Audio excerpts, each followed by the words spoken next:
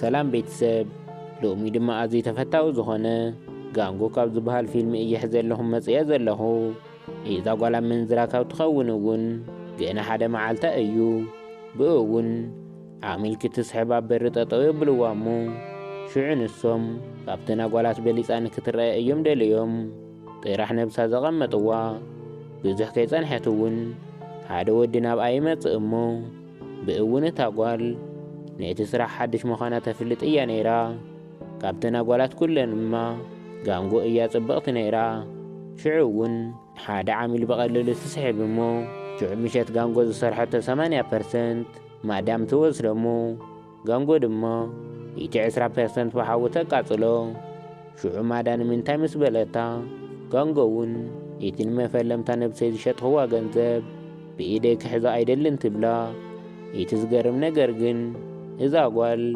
ኣመንዝራ ኮይና ኣይትፈልጥን ብጣዕሚ ብዙሕ ታሪክ ዝሰርሐትን ሓቀኛ ዛንታ እውን እዩ እስካዕ ናይ ፊልምና መወዳእታ እውን ሓቢርኩምና ፅንሑ ጋንጎ ጓል ቢልየነር እያ ነይራ ኣቦኣ እውን ጠበቓ እዩ ዕድሚኣ ምስ ኣኸለ እውን ኣዝያ ንፍዕቲ ናይ ፊልሚ ኣክተር ክትኸውን እዩ ነይሩ ትምኒታ ብእውን ናይ ፊልሚ ፕሮዲሰር እየ ፊልሚ እውን ከስራሐኪ እየ ዝብል ኣፍቃሪ እውን ነበራ እዚ ወዲ እውን ኒክ ይበሃል ሽዑ ኒክ ፊልሚ ንምስራሕ ናብ ሓደ ከተማ ይኸይድ እሞ ጋንጋ እውን ካብ ስድራ ወርቂ ሰሪቓ ተኸቲላቶ ትኸይድ ሽዑ ኒክ ኣብቲ ከተማ ምስ በፅሑ ሒዝዋ ናብ ሓደ ዝኣረገ ህንፃ ይወስዳ እሞ ሽዑ እውን መጻእ ኾይሉ ገዲፍዋ ይኸይድ ሽዑ ጋንጋ ኣብ ቅድሚታ ክልተ ዘፋጥጥዋ ወዳትር እሞ ጉእያ ናብ ሓደ ክፍሊ ተኣቱ ውሽጢ ምስ ኣተወት ግን ኩሉ ማዕፀን መሳኽትን ይዕፀዋ እሞ ሽዑ ሓገዝ ዋላ ተፀዋዐት ግን ዋላ ሓደ ዝሕግዛ ኣይነበረን ሽዑ ጋንጎ ኣፍቃሪኣ እውን ስለ ዘይበፅሓላ ኣብቲ ገዛ 48 ሰዓት ትገብር ሽዑ ዝተረዳኣ ነገር ግን ኣፍቃሪኣ ከም ዝሸጣ ትግንዘብ እሞ ኢናሓጎይ እያ ኢሉ ዘላለያ ሰበይቲ እውን ናይቲ ሰፈራ መንዝራ እያ ነይራ እታ ሰብ እውን ሺላ እውን ትበሃል ሽዑ ማዕፆ ከፊታ ተኣቱ እሞ ድሕሪ ሕጂ ናተይ ንብረት ኢኺ ናበለት ፍቓደኛ ንክትኸውን እውን ክልተ መዓልቲ ትህባ ሽዑ ጋንጎ ክተምልጥ ትሓስብ ዝነበረት ሓሳባ ናተሸራረፈ ይመፅእ ሕዚ ናብ ስድራኣ ተተመሊሳ እውን ስድራ ይቕበልዋን በቲ ናቶም ባህሊ ክተመንዝር ዝተርኣየት ከም ረባሽት ዓሌት እያ ትቖፀር ብኡ ምኽንያቱ እውን ሰቒሎም ሓኒቖም እዮም ዝቐትልዋ ሽዑ ጋንጎ ንከይትመውት ብምሕሳብ ምስተን ኣመንዝራታት ንምስራሕ ሕራይ ትብል እሞ ብኡ እውን ኩለን ሜክኣፕ ናገበራ ምስ ረኣየት እሳ እውን ተኸቲላተን ትገብር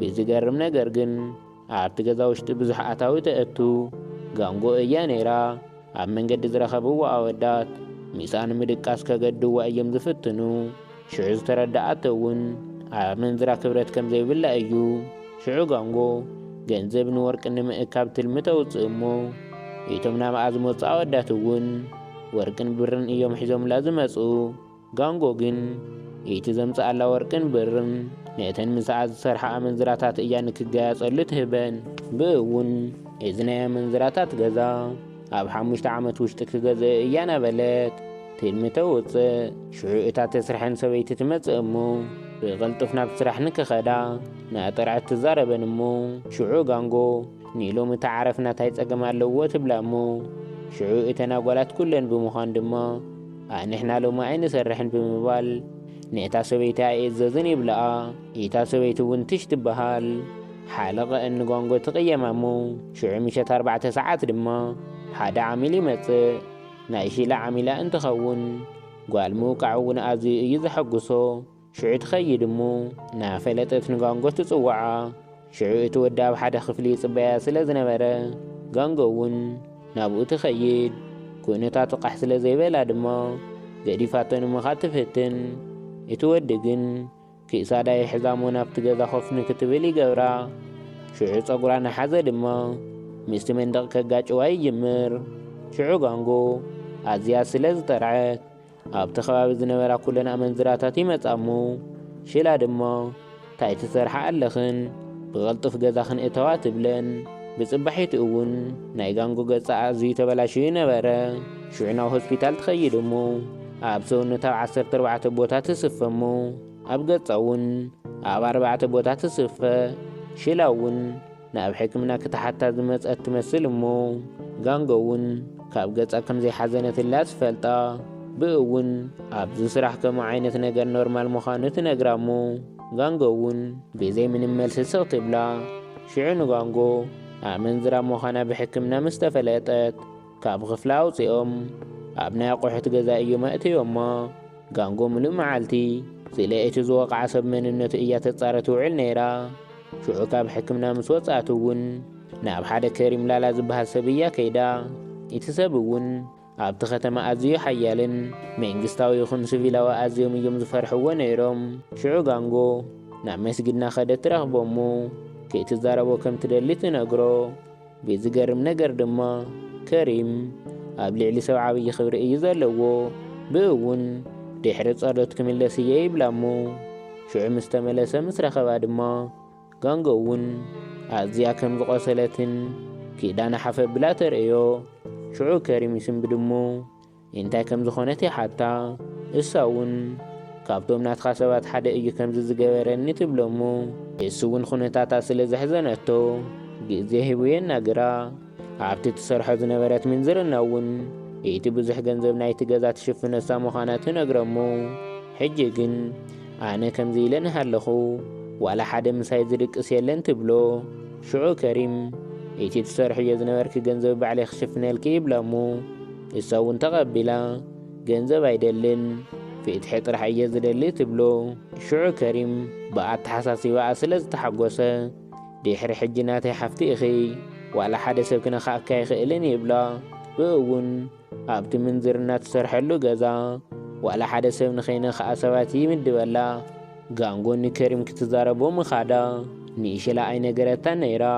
ሽዑ ሽላ ጋንጎ ከም ዝሓወየት ምስ ረኣየታ እቲ ናይ ቅድሚ ሕጂ ንጋንጎ ዝወቕዓ ወዲ ስለ ዝመፀ 4 ዕፅፊ ክኸፍል ስለ ዝብል ዘሎ ይፅበየኪ ስለ ዘሎ ኽዲ ትብላ እሞ ሽዑ እውን ጋንጎ እንታይ ከም ዝኣመነት ሕራይ ኢላ ትኸይድ።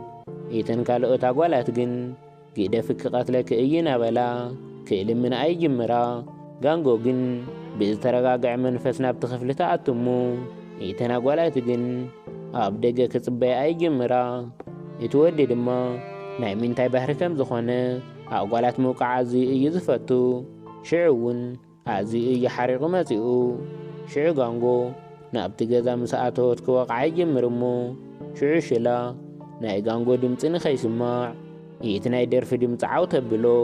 ኣብቲ ሽዑ ሰዓት እዩ ድማ ኣዝየን ጽቡቓት መኻይን ይመጻ እሞ ናይ ከሪም እየን እውን ነይረን። ሽዑ እውን ነቶም ሓሻኽር ነቲ ወዲ ንከምፅእሉ ይዛረቦም እሞ ሽዑ ከሪም ነቲ ወዲ ኣጸቢቑ ይሓናኽቶ። ኣብቲ ከባቢ ዝነበረ ሰብ ድማ በቲ ዝተፈጠረ ነገር ተገሪሙ ተኣኪቡ ይርኢ ነበረ። ብእውን ከሪም ከምኡ ዝገበረ ንጋንጎ ክብል ከም ዝኾነ ተረዲእዎ እዩ። ሽዑ ጋንጎ ኣዝያ ትሕጐስ እሞ ምኽንያቱ ድሕሪ ሕጂ ዋላ ሓደ ሰብ ኣይደፍራን። እቲ ናይቲ ኸተማ መፍርሒ ሰብ እውን ኣብ ጎና እዩ ዘሎ። እሳ እውን ንዕኡ ክተርእየን እያ ደልያ ነይራ። ተእሳኺዕላ እውን እዩ። ሽላ ሽዑ ምስ ረኣየታ ኣዝያ እያ ሰንቢዳ። ሽዑ ሽላ ስለ ዝፈርሐት ናይ ቐጻሊ ዕጫ ናየ ክኸውን እዩ ኢላ ትፈርሕ እሞ ብእፍርሒ እውን ድማ ብዙሕ ከይጸንሐት ሽላ ትመውት። ሽዑ ጋንጎ እቲ ናይ ሽላ ወርቂ ናይ ኩለን ኣጓላት ረሃጽ እዩ ኢላ ብምሕሳብ ንኹለን ብመዓረ ተካፍለን። ሽዑ እተን ኣጓላት ይግረማ እሞ ጋንጎ ናይተን ኣጓላት ሓለቓ ንኽትኸውን ብናይ ኩለን ድምፂ ይመርጽኣ።